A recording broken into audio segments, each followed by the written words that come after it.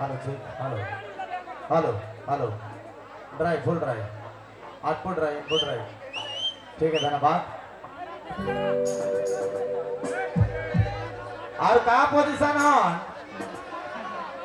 कैसे होता है एक बार जोरदार हल्ला तो हो चाहिए। अच्छा डांस होता है कि नहीं डांस हो रहा है इस बार बड़ा बढ़िया इंतजाम है बहुत बढ़िया व्यवस्था है हमके लागे इतना बढ़िया है अपन 3-4 साल जर्नी में सबसे बढ़िया इस बार का प्रोग्राम लागत है पूरा एकदम भारी भरकम भीड़ के साथ जबरदस्त। लेकिन डांस यहाँ से हमके लागे बड़े कम मात्रा में हुआ था डांस होगी। चलो ठीक है यहाँ से हम कोशिश करेंगे कि कुछ अच्छा से अच्छा गीत बढ़िया से बढ़िया गीत राउरा मन लगे करे चाहिए यहाँ से डांस कर साथ है नहीं।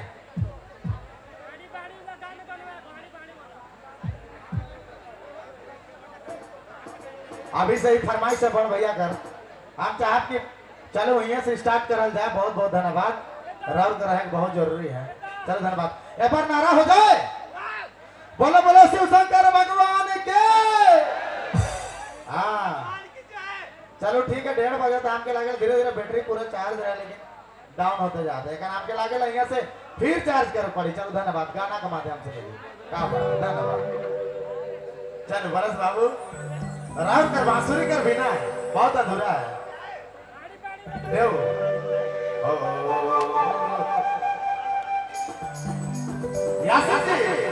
धुआंधार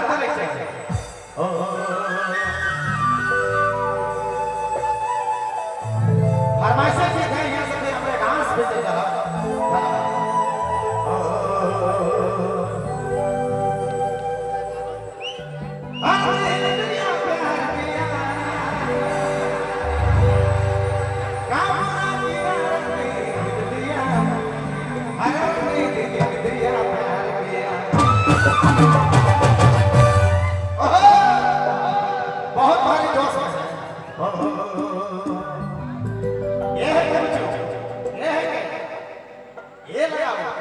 ज्यादा बढ़िया लगे क्योंकि जोश में होश खो हमारे भाई मन सुनने के लगे दिल से धन्यवाद। सिटी सिटी भी हमने